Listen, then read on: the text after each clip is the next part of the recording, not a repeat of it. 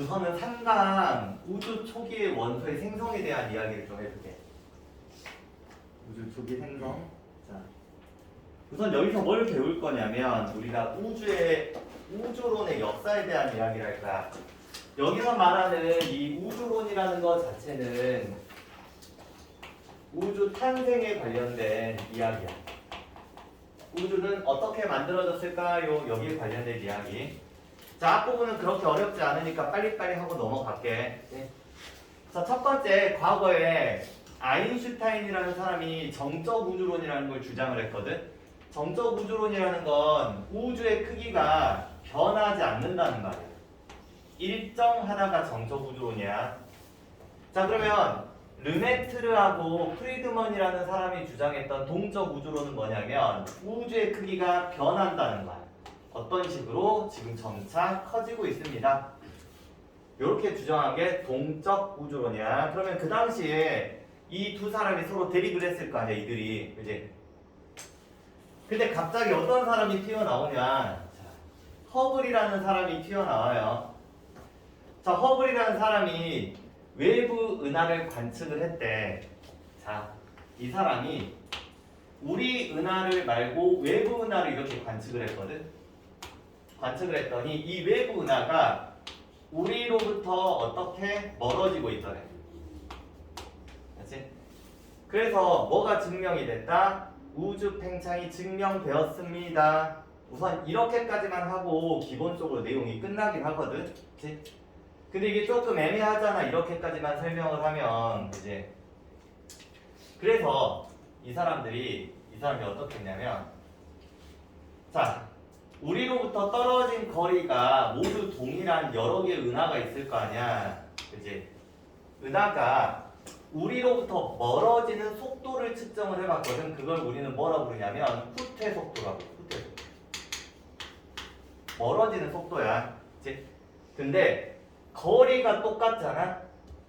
그러면 후퇴하는 속도가 모든 은하가 다 동일하더래. 그치? 그러니까 은하가 이렇게 있으면 지 혼자 움직일 수도 있잖아, 사실. 그치? 근데 모든 거리가 똑같은 은하는 멀어지는 속도가 다 똑같아. 그 말은 즉슨 우리 우주에 이렇게 은하가 있다라고 한다면 자, 이 녀석이 우주가 팽창을 하잖아. 그러면 이런 식으로 동일 비율을 계속 유지를 할 수 있거든. 그냥 팽창한다고 생각하시면. 즉 풍선이라고 생각을 하면 풍선에 붙어있는 스티커 정도로 생각하시면 돼. 그치? 그럼 후 불면은 여기 동일 거리로 이렇게 멀어져. 그치? 한마디로 지금 현재 이 녀석이 무슨 상황이야? 이런 상황이다 보니까 거리가 똑같으면 후퇴 속도가 똑같다라고 생각해 주시면 돼요. 자, 여기서 이제 추가적으로 멀리 있는 은하일수록 후퇴 속도가 조금 더 빠르더래. 자, 예를 들어서 내가 여기서 관측을 한다고 해보자. A 은하가 있고 여기 B 은하가 있다고 가정을 해볼게. 얘와 얘들 사이의 거리가 맨 처음에 1이었다고 가정해보자. 자, 시간이 지났어. T초가 지났대. 그때 A라는 녀석이 만약에 여기 있었더라면 B라는 녀석은 여기 있어야겠지. 그치? 그래야지만 우주가 팽창하면서 얘들이 멀어졌다라고 생각해 볼 수 있는 거야. 동일 비율로 있어 주셔야 돼. 그럼 이 거리가 만약에 2라고 한다면 이 거리는 어떻게 되겠어? 2가 될 거야, 이렇게. 그치? 자, 이때 우리 A라는 녀석의 후퇴 속도 한번 구해보잖아. 우리 속도라는 건 시간분의 이동 거리거든. 자, 시간이 몇 초 걸렸어? T초 후. 자, 이동 거리는 1에서 여기에서 어디로 갔어? 이쪽으로 갔으니까 1만큼 이동을 했네. T분의 1이야. 그럼 B 봐보자. 동일하게 T초가 걸렸을 거 아니야. 근데 얘는 거리가 몇이 늘었어? 2가 늘었잖아. 후퇴 속도가 몇 배가 됐어? 2배가 됐거든. 그래서 멀리 있는 은하일수록 후퇴 속도가 더 빨라야 돼. 그렇지? 이런 식으로 우주 팽창으로 얘가 거리가 멀어졌다. 그렇지? 그래서 나중에 너희들이 지구과학을 배우시면 허블의 법칙이라는 걸 배우거든. 거리가 멀면 멀수록 후퇴 속도가 빠른데 후퇴 속도가 빠른데 얘랑 얘는 무슨 관계야? 비례 관계. 거리가 2배가 되잖아. 후퇴 속도도 몇 배야? 2배가 돼. 거리가 떨어진 거리가 3배잖아. 그럼 후퇴 속도도 3배야. 알지? 우리가 여기서 그런 이야기를 하진 않아. 그래서 단순히 너무 어렵게 생각하지 말고 이건 허블에 의해서 우주가 팽창함이 증명되었습니다 정도까지만 기억하시면 돼. 알지? 자, 그러면 그 다음에 우주론이 나오는데 그 다음 우주론은 호일의 정상우주론하고 빅뱅, 가모프의 빅뱅 우주론이 있어. 자, 그럼 호일의 정상우주론과 가모의 빅뱅 우주론은 여기서 한번 비교를 해볼게. 2번에서. 우선 둘 중에 누구 말이 맞냐고 지금 생각을 하냐면 우리는 현재 빅뱅 우주론이 옳은 우주론이라고 지금은 생각을 해요. 그치? 자, 그럼 빅뱅 우주론이 뭐냐? 자, 138억 년 전에 고온 고밀도 한 점에서 폭발이 발생을 했대. 그래서 현재도 지속적으로 우주가 뭐를 하고 있어? 팽창을 하고 있다. 이걸 빅뱅 우주론이라고 불러. 즉 138억 년 전에 고온 고밀도 한 점에서 폭발이 발생을 해서 현재와 같은 우주가 되었습니다. 즉 우주는 계속 어떻게? 팽창을 하고 있는 거야. 이게 빅뱅 우주. 자, 그러면 얘 둘을 지금부터 한번 비교를 한번 해볼게. 자, 호일의 정상 우주론의 그림을 보시면 이 그림에서 이 그림으로 바뀐 거란 말이야. 지금 현재 우주 크기는 점차 어때? 커진 거야. 자, 빅뱅 우주론도 봐봐. 우주의 크기는 점차 어때? 커져. 결국은 허블이 주장을 했던 우주는 점점 뭐를 하고 있어? 팽창하고 있음이라는 이 둘 다 인정한 거야.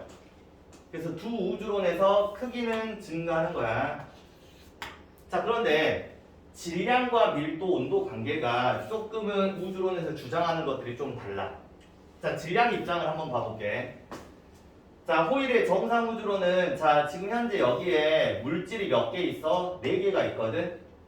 근데 우주가 커지면서 새로운 물질이 생긴다라고 주장을 했어. 생긴다. 결국은 우주 내의 질량은 점차 어떻게 돼? 증가해야 합니다. 이게 호일의 정상 우주론. 자, 가모의 빅뱅 우주론은 자, 물질이 4개가 있잖아. 그러면 우주가 커지는데 물질과 물질 사이의 거리가 멀어지는 거야.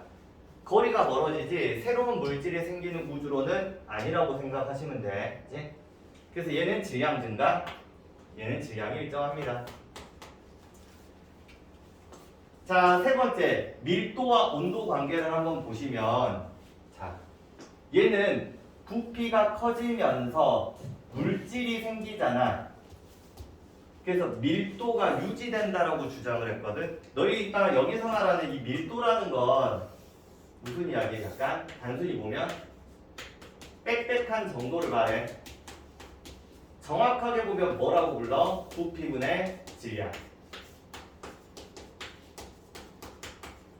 자, 한마디로 지금 현재 부피가 증가를 하면서 질량도 비슷하게 증가를 해가지고 이 비율을 일정하게 유지한다라고 주장한 게 호일의 정상 우주론.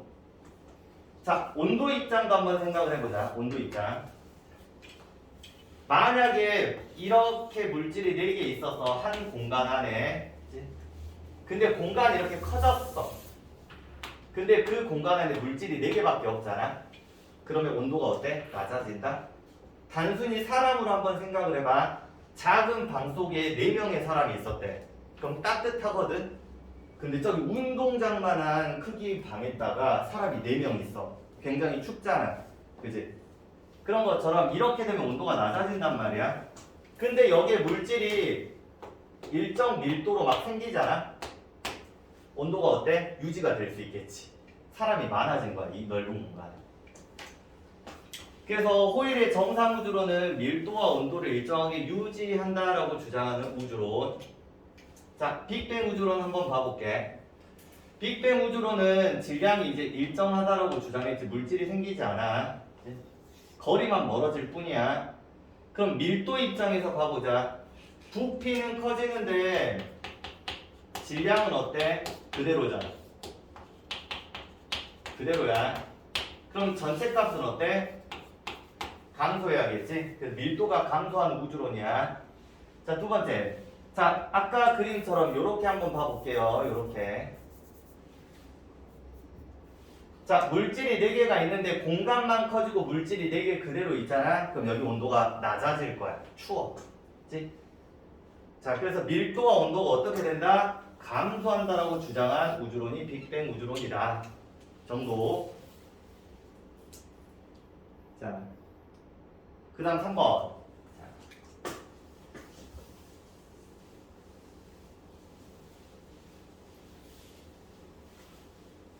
자, 우리가 결과론적으로는 누구 말이 맞다고 했냐면 정상 우주론과 빅뱅 우주론 중에서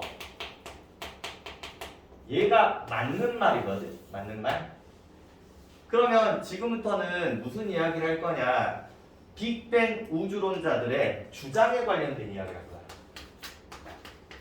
이 사람들이 자기 말이 맞다고 주장을 했을 거 아니야. 그지? 그 주장에 관련된 이야기를 쭉쭉쭉 하나씩 한다고 생각하시면 돼. 자, 우선은 베이스적인 내용으로 어떤 이야기가 나오냐면 물질을 구성하는 입자에 관련된 이야기가 나와. 간단하게만 좀 설명을 할게. 자, 우리 물질을 구성하고 있는 입자는 원자라고 표현을 하지. 자, 원자 중심부에는 플러스 전하를 띠고 있는 이런 양성자라는 게 있을 수 있고 전하를 띠지 않는 중성자라는 애가 있을 수 있어. 그래서 여기가 양성자, 얘가 중성자. 얘는 플러스 전하를 띠고 있고 얘는 전하를 띠지 않습니다. 자, 그리고 얘 주변에 마이너스의 전하를 띠고 있는 뭐가 존재를 해? 전자라는 게 존재할 수 있어. 이런 거 우리는 뭐라 불러? 원자라는 입자라고 표현을 해요. 물론 얘가 뭐야? 원자 핵이라고 그래. 자, 근데 우리는 지금 더 추가적으로 무슨 이야기를 할 거냐면 쿼크라는 입자 이야기를 좀 할 거야. 쿼크. 자, 처음 듣는 입자일 건데 이 쿼크라는 게 종류가 한 6개 정도의 쿼크가 있거든. 쿼크. 자, 근데 우리는 그 중에서 업 쿼크하고 다운 쿼크라는 쿼크만 좀 이야기를 할까. 업 쿼크, 다운 쿼크. 자, 이 업 쿼크라는 입자는 플러스 3분의 2의 전하를 가지고 있는 입자고 다운 쿼크는 마이너스 3분의 1의 전하를 가지고 있는 입자 정도로 생각을 해주시면 돼. 그래서 이 이야기가 왜 나오냐? 자, 그 뒷페이지에서 이야기를 할 건데 미리 간단하게 좀 이야기하자면 너희들 이 양성자라는 입자는 업 쿼크, 다운 쿼크가 결합해서 만들어진 입자. 자, 전하적으로 한번 따져보자면 플러스 3분의 2, 플러스 3분의 2, 마이너스 3분의 1 합쳐져서 플러스 1이 된 거야. 자, 중성자 같은 경우는 업 쿼크, 다운 쿼크야. 플러스 3분의 2, 마이너스 3분의 1, 마이너스 3분의 1, 제로. 그치? 그래서 양성자, 중성자라는 녀석이 쿼크라는 입자로 구성되어져 있다. 그래서 우리는 쿼크라는 입자를 언급할 거다 라고 보시면 돼요. 지금부터 정말 중요해. 지금부터. 그치? 자, 지금 내가 설명할 것들은 누구의 주장이라고 했어? 얘는 빅뱅 우주론자들의 주장이야. 그렇지? 이 사람들이 자, 빅뱅이 일어났잖아. 펑 하고 터졌잖아. 그 이후에 이런 일들이 벌어졌을 거라고 주장하는 거야. 이런 일들이. 자, 그럼 첫 번째 한번 봐봅시다. 여기서 한번 펑 터졌어. 펑 터지자마자 우리가 1초도 안 되는 시간 안에 기본 입자 같은 게 만들어져. 1초도 엄청 길어. 10의 마이너스만 20, 30 몇 초. 이런 식으로 나오거든. 엄청 짧은 순간에 기본 입자가 만들어졌대.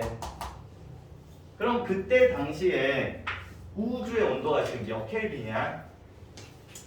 1000조 켈빈이야. 1000조. 자, 너희들 섭씨 온도로 치면 1000조 도씨 정도 되거든. 비슷비슷하니까. 미친 듯이 뜨겁지? 그래서 그때 만들어진 기본 입자가 뭐야? 전자하고 쿼크예요.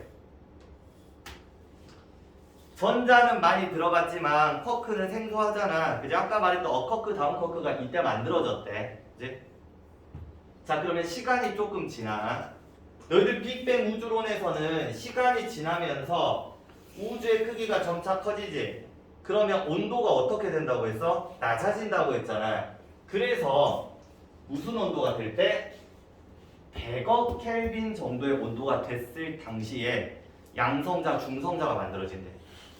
이것도 시간적으로 굉장히 짧은 순간에 만들어진 거야. 짧은 순간. 그래서 기본 입자 다음에 양성자, 중성자가 만들어지는데 아까도 말을 했다시피 양성자라는 녀석은 업쿼크, 업쿼크, 다운쿼크가 합쳐져서 플러스 1. 즉 플러스 3분의 2, 플러스 3분의 2, 마이너스 3분의 1이 합쳐져서 플러스 1이 됐다고 생각하시면 되고, 중성자는 플러스 3분의 2, 마이너스 3분의 1, 마이너스 3분의 1이 결합을 해가지고 중성자가 만들어진 거야. 그럼 그때 당시에 이제 우주의 양성자와 중성자의 개수가 몇 대 몇인지 물어볼 수 있거든. 이때 당시에 몇 대 몇이냐면 1대 1이야. 1대 1. 자, 그러면 우리 생각을 해보자. 왜 1대 1을 만족할 수 있냐면 너희들 이 온도 자체가 100억 켈빈이랑 굉장히 뜨겁거든. 그러면 우주를 구성하고 있는 입자의 분자 운동이 어때? 굉장히 활발했겠지. 활발하다 보니까 얘가 얘로 바뀌고 얘가 얘로 바뀌고 아니면 얘가 얘로 바뀌고 얘들이 서로 왔다리 갔다리 하는 거야. 그럼 왔다리 갔다리 하면 어떻게 되겠어? 정확하게 평형을 이룰 거 아니야. 그래서 그 녀석의 개수비가 몇 대 몇이야? 1대 1을 유지하고 있어. 초창기들은. 그치? 자, 그런데 시간이 조금 더 지나면 어떤 일이 벌어져? 우주의 온도가 계속 감소하잖아. 계속.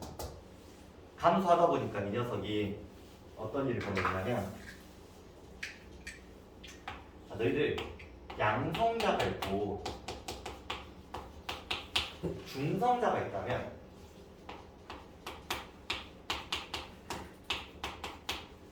자, 우리가 양성자랑 중성자 에너지를 조금 비교하잖아. 에너지. 그러면 얘 둘은 거의 똑같거든. 에너지가. 근데 쥐꼬리만치 중성자가 조금 높은 에너지 상태. 그럼 너희들 생각을 한번 해봐. 양성자에 있는 쿼크들이 옮겨져서 중성자로 바뀔 수도 있는 거잖아. 그치? 그럼 얘가 중성자가 되고 싶을 때는 에너지를 어떻게 해야 될 것 같아? 흡수해야지만 중성자가 될 수 있지 않을까? 그지?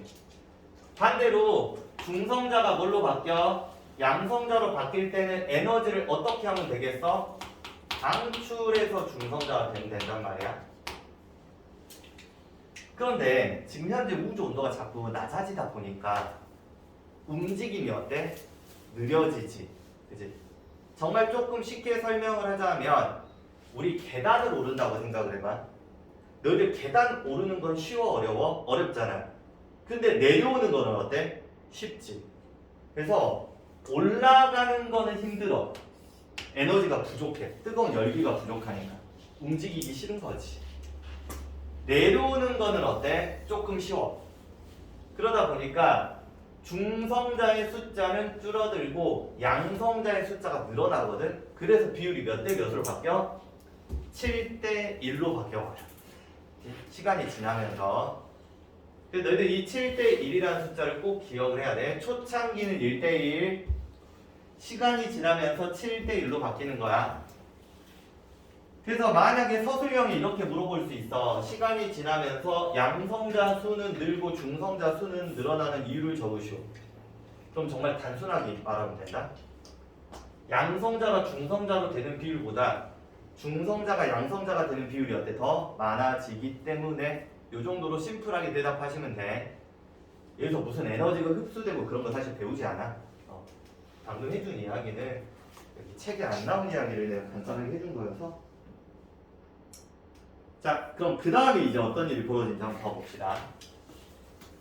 자, 양성자, 중성자가 만들어졌으면 이제 계속 온도가 어때? 낮아질 거 아니야. 그러다 보니까 입자들이 결합을 하기 시작을 해. 왜? 우리가 뜨거우면 나 혼자 있고 싶거든.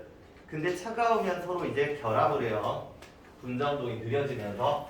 그래서 뭐가 만들어지냐면 약 10억 켈빈 정도일 때, 즉 또 빅뱅이 일어난 직후 3분 후에 헬륨 원자 핵이라는 게 만들어져. 3분일 때. 그치? 내가 다른 때는 시간 안 적었는데 여기 뭐라고 적었어? 3분이라고 적었잖아. 그 말은 즉슨 이 3분이라는 숫자가 굉장히 중요한 숫자란 말이겠지. 꼭 기억하셔야 돼. 자, 그럼 이때 당시 상황을 한번 생각을 해보자. 여기에 양성자가 몇 개 있다고 했어? 3, 4, 5, 6, 7. 중성자가 몇 개 있어? 1개. 이렇게. 자, 근데 내가 하나만 더 그려볼게. 비율을. 양성자가 5, 6, 7. 7개. 중성자 몇 개? 1개. 그래서 양성자랑 중성자 비율이 몇 대 몇이야? 7대 1이 되는 거야, 이렇게. 자, 그런데 여기서 보니까, 자, 이 녀석들 있잖아. 이 녀석들 이제 결합을 해버려. 결합. 그럼 너희들 여기 봐봐. 중성자 2개거든. 너희들 우리 이런 거 알고 있잖아. 양성자의 개수가 뭐야? 원자 번호거든. 원자 번호. 자, 양성자 2개라는 거 원자 번호 몇 번? 2번. 누구 말하는 거야? 헬륨. 그치? 그래서 이때 결합을 해서 뭐가 만들어져? 헬륨 원자 핵이 만들어져. 양성자 2개랑 중성자 2개가 결합을 해서. 그치? 그래서 그림상 여기 그려놨지. 자, 그런데 그러면 남아있는 이 녀석 있잖아.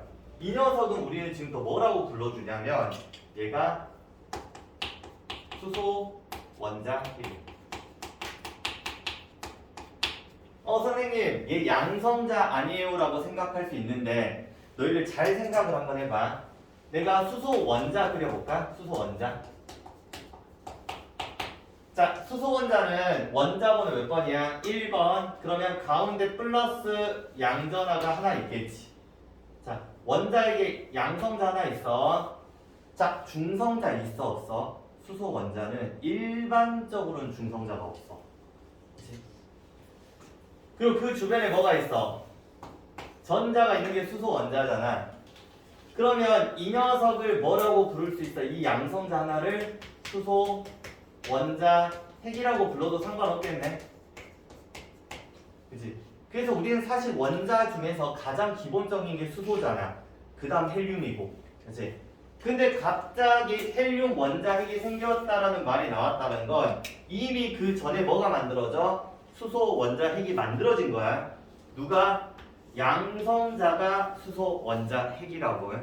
그치?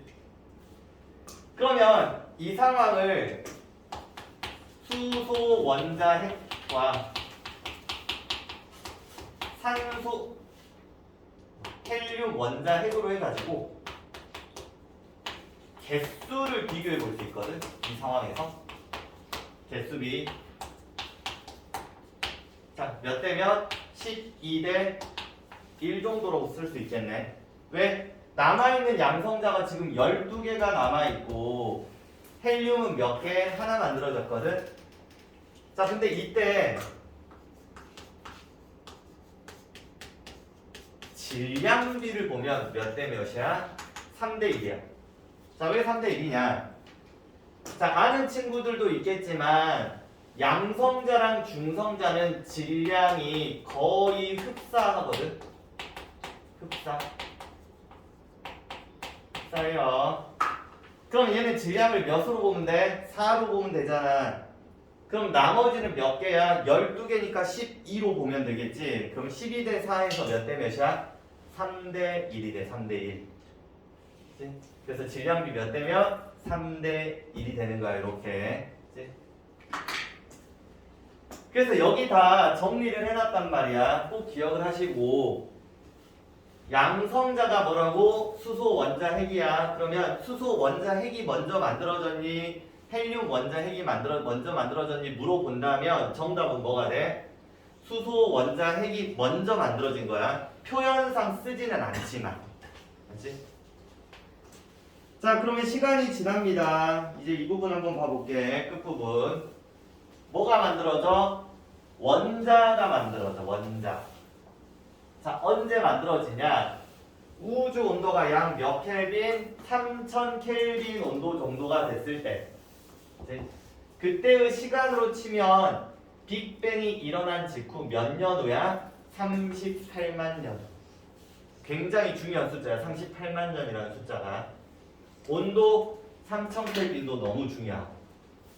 그래서 사실 시험에서 저희들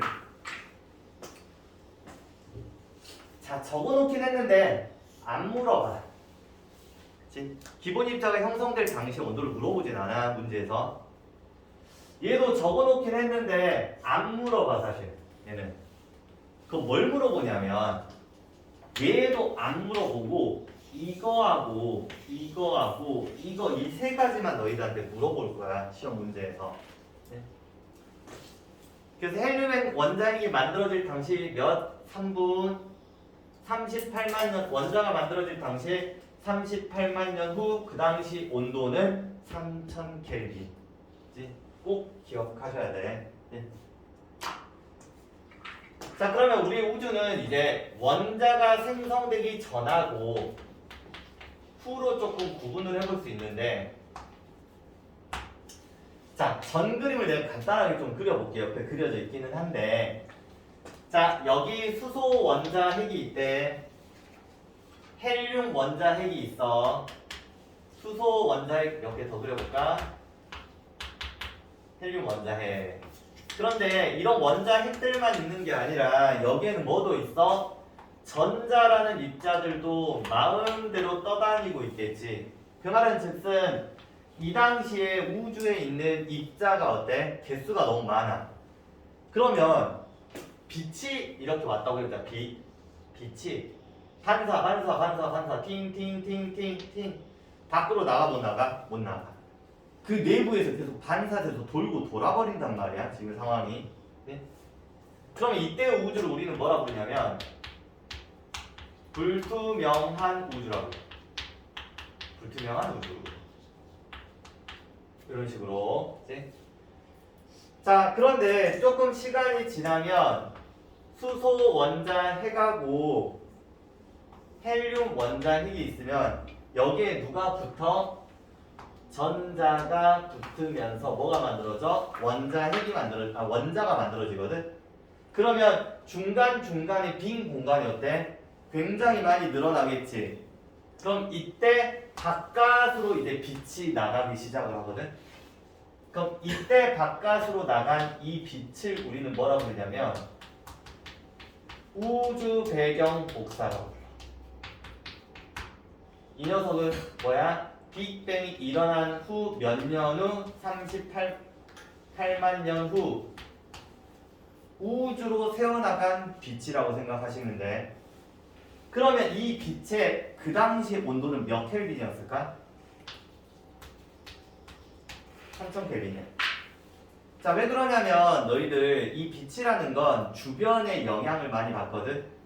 주변 온도가 3000 켈빈이면 그 당시 빛의 온도도 몇 도야? 3000 켈빈이야. 그치? 예를 들어서 어떤 빛의 상태가 온도가 뭐 200 켈빈이었어. 그럼 우주의 온도도 몇이야? 200 켈빈일 거야. 그치? 이렇게. 그래서 어쨌든 이때 빛이 튀어나가니까 이때를 좀 구별하기 위해서 우리는 이 우주를 투명한 우주라고 표현해. 투명한 우주. 그치? 그래서 이런 이야기를. 자, 굉장히 복잡하잖아. 근데 생각을 한번 해봐. 자, 지금 내가 한 이 이야기를 누가 주장한 거야? 빅뱅 우주론자가 주장한 거야. 그치? 똑똑한 사람들이지. 뭐 이런 생각을 해서 이렇게 주장을 했대. 자, 그럼 지금부터 우리가 빅뱅 우주론의 증거에 대한 이야기를 좀 해볼게. 빅뱅 우주론 증거.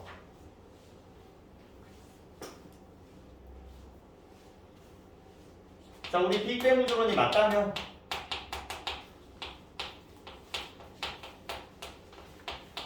그럼 맞은 뭔가의 증거가 있을 거 아니야. 그치? 자, 첫 번째가 우주 배경 복사 이야기. 방금 전에 이야기 한번 생각을 해봐. 빅뱅 우주론자 말이 맞다고 한다면 빅뱅이 일어난 직후 몇 년 후에 38만 년 후 밖으로 새어나간 무슨 빛이 있어? 우주 배경 복사라는 빛이 있어야 돼. 알지? 자, 그 빛을 우리가 발견한 거야. 실제로 발견을 했대. 우주에서 우주 배경 복사를. 한마디로 아주 오래전 과거에 밖으로 튀어나간 그 빛을 발견한 거지. 자, 두 번째.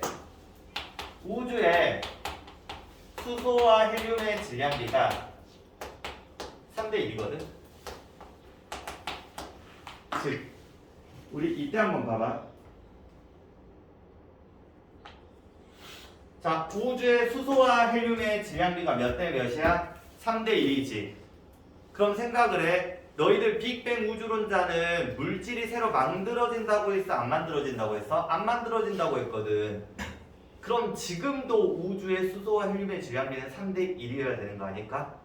이제 그걸 실제 현대 와서 확인을 한 거야.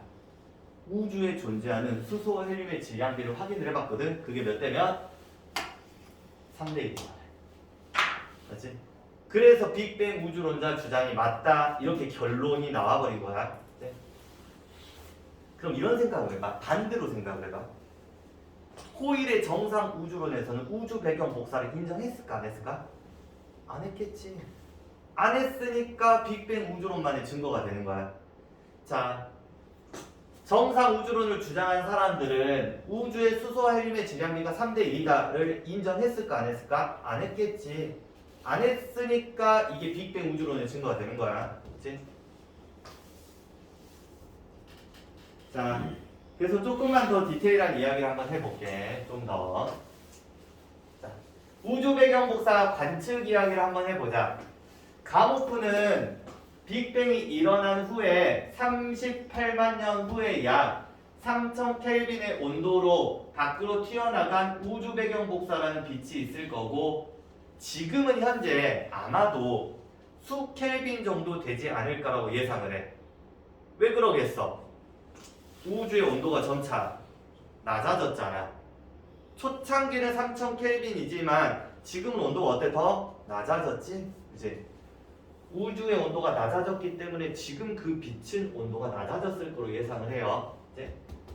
근데 실제로 누가 펜지어스라는 사람하고 윌슨이라는 사람이 전파 망원경을 통해서 우주 배경 복사라는 걸 발견해 버렸거든. 그래서 이 사람들 무슨 상 받았냐면 노벨상 받았어. 노벨상. 자, 얘들아 정신 차리고, 그치? 자, 한 번에 다 해버릴게 그냥. 네? 자, 그럼 내가 지금부터 전파 망원경에 대한 이야기를 잠깐만 조금 해주면, 잠깐만. 자, 너희들 우리 지구가 이렇게 있잖아. 그러면 지구에 전파 망원경이라는 걸 설치한다. 너희들 전파라는 신호 우리가 저번에 잠깐 이야기를 해서 알 건데, 이 전파도 일종의 뭐야? 빛이야, 빛. 어떻게 보면.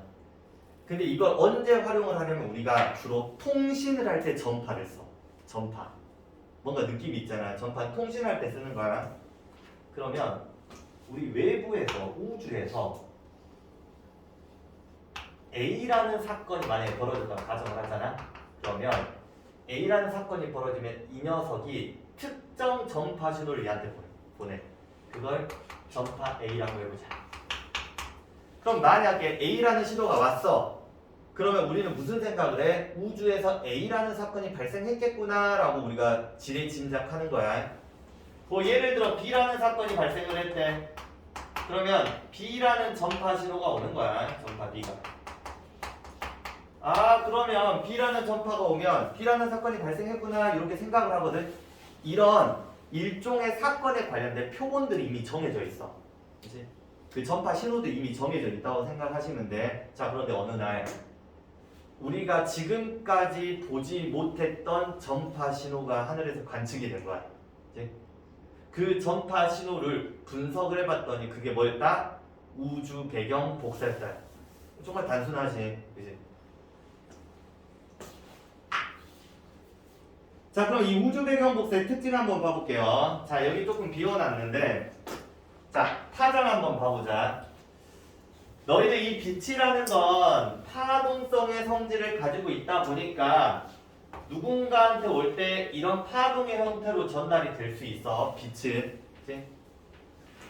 자, 그런데 너희들 공간이 맨 처음에 이런 공간이었을 때 이 정도 파장이었잖아. 그러면 공간이 넓어지잖아. 그러면 파장이 길어진다. 이렇게 이런 식으로 그 공간을 쫓아가기 위해 길어진다고 생각해주면 좋아. 이걸 이해하려면 좀 더 복합적인 이야기를 해야 되는데 너희들 그것까지 할 필요는 없기 때문에, 자, 이런 공간에서 파장이 가고 있었어, 빛이. 근데 공간이 늘어나면 얘가 늘어져서 여기 쫓아간다고 생각해 주시면 좋아. 그치? 자, 그러면 우주가 팽창을 하면서 원래는 그 전에는 파장이 짧았는데 파장이 어때? 길어져야겠지. 그래서 우주 배경 복사의 파장은 그 생성될 당시 밖으로 튀어나올 당시의 파장보다 현재는 어때? 더 길어, 파장이. 그치? 자, 온도는 몇 정도 돼? 약 3켈빈 정도 돼요. 그치? 그래서 실제로 우리가 관측 결과 2.7켈빈 정도인가 된다고 생각하시면 돼. 약 3켈빈 돼요. 그 말의 의미는 현재 우주 온도가 약 몇이야? 3켈빈 정도 됩니다 라는 생각을 해볼 수 있는 거야. 자, 세 번째, 등방성과 균등성이라는 게 있어. 자, 너희들 우주에서 우주 배경 복사가 한쪽에서만 발사가 됐을까? 그건 아니지. 전체적으로 다 퍼져서 발사됐을 거 아니야.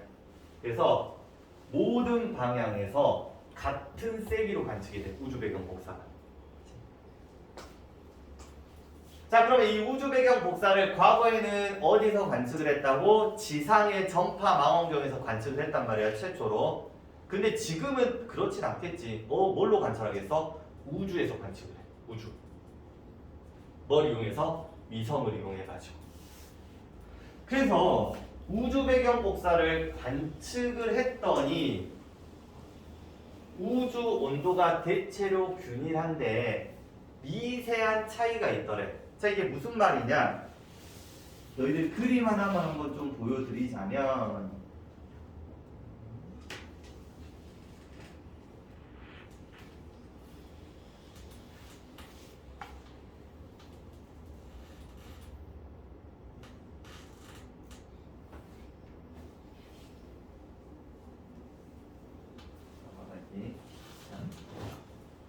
이게 지금 위성으로 찍은 우주 배경 복사의 그림이란 말이야. 자, 그림으로 봤을 때 위치마다 색깔이 어때? 다르지? 색깔이 다르다는 건 온도가 조금 다르다는 거야, 지금 현재 표현이. 그럼 너희들 각 전체적으로 우주 배경 복사 거의 비슷비슷하단 말이야, 온도가. 근데 정확하게 똑같지는 않잖아, 그치? 그럼 이걸 보고 우리가 과학자들이 무슨 생각을 하냐면,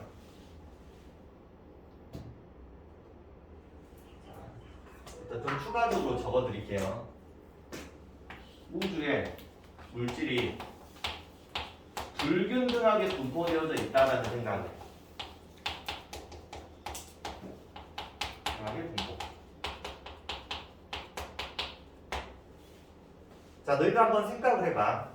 우리가 예를 들어서 어떤 물질이 하나 혼자 있는 것보다 여러 개가 모여 있으면 더 따뜻하지. 그잖아. 예를 들어 사람으로 한번 생각해봐. 혼자 한 명이 이렇게 딱 있는데 내가 얘 근처로 가면은 별로 안 따뜻하거든. 근데 여기 수십 명이 모여져 있어. 인파가 있어. 내가 거기 사이에 들어가잖아. 따뜻하다. 그렇지? 그러면 우주 배경 복사가 이 주변을 지나간다고 생각 한번 해보자. 이렇게. 그러면 왼쪽하고 오른쪽 중에 왼쪽은 어때? 차갑겠지. 오른쪽은 뭐야? 뜨겁겠지. 결국은 우주에 퍼져있는 우주 배경 복사의 온도가 조금의 차이가 있다는 말은 그 주변의 물질의 분포가 어때? 다르다는 말이야. 그러면 물질이 불균등하게 분포가 돼 있으니까 특정 지점은 물질이 더 잘 모이겠지. 그래서 뭐가 만들어져? 나중에 별도 만들어지고 행성도 만들어지고 다양한 천체들이 만들어졌다. 뭐 그런 이야기까지 확정이 될 수 있어. 자, 그래서 3번 우주 배경 복사의 관측. 처음에는 전파 망원경, 전파 안테나라 부르기도 해요. 그 다음 이름 좀 외웠으면 좋겠어. 코비 위성, WMAP. 그 다음 뭐야? 플랑크까지 이렇게. 자, 한 2페이지 남았으니까 여기까지 마무리를 해버릴게. 자. 너희들 지금부터 이제 스펙트럼 이야기를 좀 해줄까? 스펙트럼. 이 스펙트럼이라는 게 뭐냐면 단순히 우선 그림을 좀 설명을 한번 해볼게. 너희들이 빛이 있어. 백열등. 여기서 빛이 딱 밖으로 나온단 말이야. 너희들 허연색 백열등은 빨주, 노초, 파남보를 다 가지고 있다는 거 아니? 모든 색깔을 다 가지고 있어서 그 녀석이 합쳐지면 허연 색깔이 나온단 말이야. 그러면 이런 이야기도 혹시 알고 있을까? 빨주, 노초, 파란, 보라색이 있다고 해보자. 각각의 빛마다 에너지의 크기가 조금 달라. 에너지가. 나는 어떻게 배웠냐면 빨주, 노초, 파란 보잖아. 에너지는 그냥 커지는 거야. 맞지? 자, 그런데 파장은 짧아져. 자, 예를 들어서 보라색이 있다고 해보자. 보라색. 아니, 빨강색. 빨강색의 빛이 만약에 파장이 이렇게 온다고 가정을 해보자. 그치? 그러면 뭐 예를 들어 파란색이라고 해볼까? 파란색, 빨주노초, 파란. 자, 파란 색깔은 파장이 더 짧아. 이렇게. 자, 그럼 이런 생각 한번 해봐. 얘를 좀 편하게 이해하려면, 자, 얘를 때릴 건데 이렇게 때리는 게 있고 이렇게 때리는 거야. 이게 파장이 짧은 거야. 바로바로 때리는 거야. 누가 더 에너지가 커? 파장이 짧은 게 에너지가 커. 그래서 파장하고 에너지는 무슨 관계야? 반비례 관계야. 반비례. 그치? 파장과 에너지는 반비례 관계입니다. 혹시 하는 마음에 여기 파장 다시 이 사이의 거리를 파장, 이 사이의 거리를 뭐라 불러? 파장 거리. 다른 말로 어떻게 표현을 해? 람다라고 하기도 하지. 람다. 얘가 파장이야. 자, 지금 내가 해주고 싶은 말은 이거야. 빛의 색깔마다 성질이 어때? 다르다는 거야. 그럼 뭐도 다르냐면 미세한 속력도 달라. 속력 빠르기도 살짝 다르고 뭐도 다르냐면 굴절률도 달라. 휘어지는 정도가 다르거든. 그러면 이 빛이 만약에 프리즘 안으로 들어가잖아. 프리즘. 우리 초등학교, 중학교 때 프리즘 돌렸는지 모르겠네. 그럼 빛이 굴절을 해. 이렇게. 색깔마다 굴절률이 어때? 다르다고 했잖아. 그치? 굴절을 해서 여기 빛이 분산이 돼요. 이렇게 나오는 걸 우리는 뭐라 불러? 스펙트럼이라고 불러. 스펙트럼. 자, 그래서 이 그림으로 봐봐. 내가 이쁘게 그려놨는데 빨주노초 파남보 이런 식으로 나오지. 즉 빛이 분광기, 이 분광기라는 기구 안에 뭐가 있어? 프리즘이라는 빛을 분산시켜주는 기구가 들어가 있어요. 분광기를 통과할 때 파장에 따라 나누어지는 세개띠를 뭐라 한다? 스펙트럼이라고 한다. 자, 그러면 방금 본 것처럼 만약에 백열등을 이렇게 통과를 시키잖아. 백열등에는 빨주노초 파남보가 죄다 있잖아. 그럼 다 나오겠네. 이 스펙트럼을 뭐라 불러? 연속 스펙트럼이라고 불러. 연속적으로 다 나온다는 말이야. 자, 그런데 우리가 추가적으로 배우는 스펙트럼이 있어요. 흡수 스펙트럼, 방출 스펙트럼이 있거든. 자, 이걸 좀만 설명을 한번 해볼게.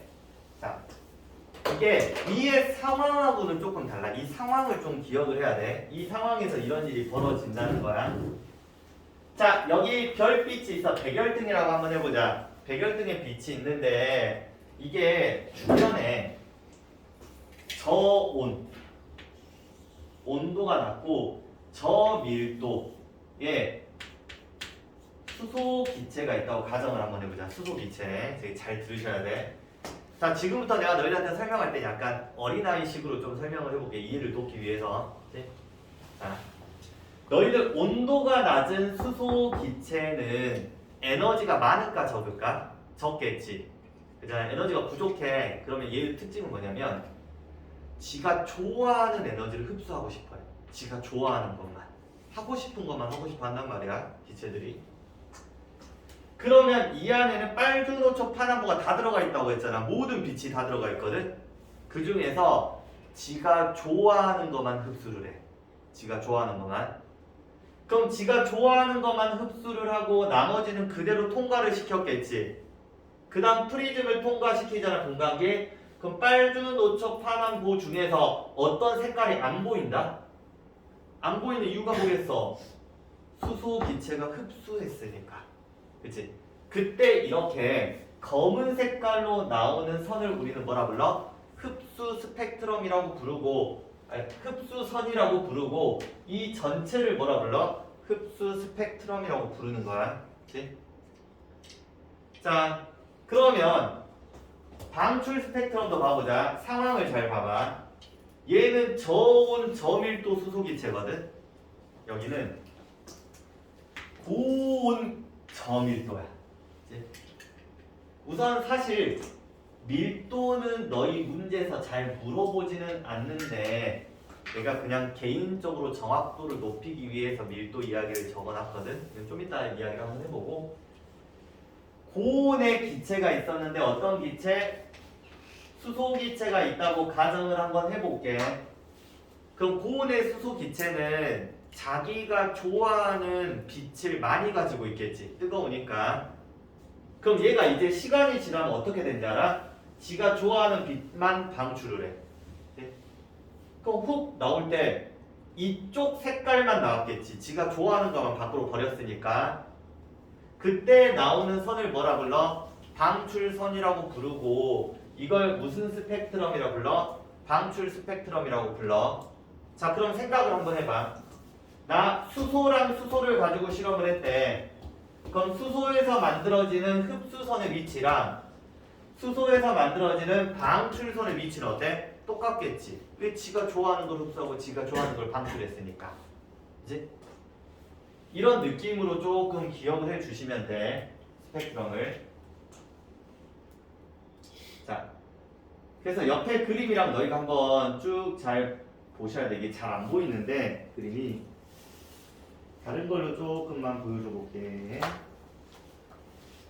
자, 요런 느낌. 자, 맨 위에 그림이 무슨 그림이야? 연속 스펙트럼 그림이지. 자, 얘가 뭐야? 방출 스펙트럼이고 얘가 뭐야? 흡수 스펙트럼이야. 그치? 그래서 이 라인이 방출선이라면 이 라인은 무슨 선이야? 흡수선 정도 생각해 주시면 되겠네. 네? 자, 그 다음 한번 봐볼게요. 자, 마지막이야. 자, 별빛의 스펙트럼 분석인데 너희들 이 스펙트럼을 분석을 하면 구성 원소의 종류와 질량비를 확인할 수 있거든. 구성 원소 종류와 질량비. 자, 무슨 말이냐? 예를 들어서 내가 설명을 해줄게. 잘 들으셔야 돼, 이거. 자, 여기 별이 있었어. 별이 있었어. 그럼 별이 뭘 내뿜겠어? 빛을 내뿜겠지. 내가 여기 있다고 가정을 한번 해볼게. 자, 그러면 이 별빛은 누구를 통과를 해야 돼? 우주의 기체를 통과를 해야겠지. 여기 기체를 통과할 거 아니야. 그지? 그럼 너희들 우주에는 대부분 무슨 기체가 있어? 수소와 헬륨이 존재를 하거든. 실제로 수소가 74% 정도 있어. 헬륨이 24% 정도 있어. 3대 1로 있거든. 전체 우주에 98% 이상이 수소 헬륨 기체. 우주는 기체 덩어리야. 기체. 자, 그러면 여기 수소 기체도 있고 헬륨 기체도 있다고 생각해 주시면 돼. 그러면 우리는 이 기체를 통과한 빛을 보는 거 아니야? 그치? 자, 그럼 우리가 봤을 때 스펙트럼이 나올 거야. 그러면 일반적으로 무슨 스펙트럼으로 나오냐면 흡수 스펙트럼으로 나와. 왜 그럴까? 이 기체가 저온이야, 고온이야? 저온이잖아. 몇 켈빈? 3켈빈? 그지? 너희들 얘기를 너 태양이라는 별이라고 해보자. 태양의 표면 온도가 몇 도인지 알아? 5800켈빈 온도야. 5800. 그지? 미친 듯이 얘가 온도가 낮고 미친 듯이 높은 거야. 그지? 그 흡수선으로 많이 나와요. 그지? 나온다고 하면. 자, 그러면 예를 들어서 수소의 흡수선 그림이라고 한번 해보자. 그러면 그림이 이렇게 색깔이 다 칠해져 있을 거고 이런 식으로. 자, 만약에 여기에 이렇게 나오고 여기에 두 개가 나왔다고 가정을 해볼게. 가정. 예를 들어 수소면 그럼 헬륨이라고 한번 해보자. 헬륨의 흡수 스펙트럼을 그려보자면 헬륨 그럼 여기에 그림이 전체적으로 이렇게 있을 거고 그 다음에 만약 여기에 두 개가 있었다고 가정을 한번 해볼게. 두 개가. 그치? 그럼 내가 만약에 여기서 얘를 관측을 하면 스펙트럼이 수소, 헬륨이 모두 다 표현이 돼야 되잖아. 그러면 그림이 어떻게 나오겠어? 이렇게 나오겠지. 이렇게 하나 여기 수소 거 다 나오고 누구도 나와? 헬륨 것도 다 나와야 돼. 이렇게 두 개가 짬뽕 돼서 이렇게 나온다고 생각하시면 돼. 그래서 만약에 이런 스펙트럼이 나왔다면 이 안에는 뭐가 있어? 수소도 있고 헬륨도 있는 거야. 근데 하나 더 추가적으로 만약에